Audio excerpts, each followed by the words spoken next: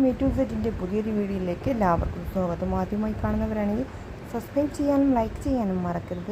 ക്ഷേമ പെൻഷൻ്റെ ഒരു ഗഡു സർക്കാർ അനുവദിച്ചു. 712 കോടി രൂപയാണ് സർക്കാർ അനുവദിച്ചിരിക്കുന്നത്. എല്ലാവർക്കും 1600 രൂപ തന്നെ ലഭിക്കുന്നതാണ്. ഇനി 3 പെൻഷൻ ഗഡുവാണ് നൽകാനുള്ളത്.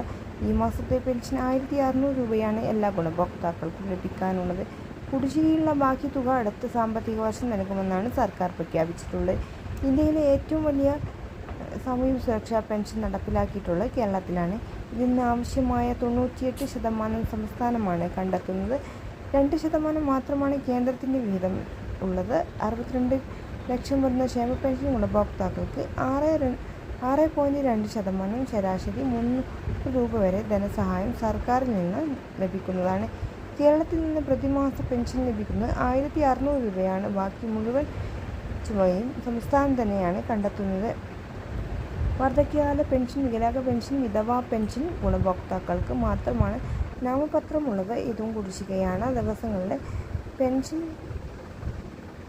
വാർത്തകൾക്കായി ഈ ചാനൽ സബ്സ്ക്രൈബ് ചെയ്യാനും ലൈക്ക് ചെയ്യാനും മറക്കരുത്.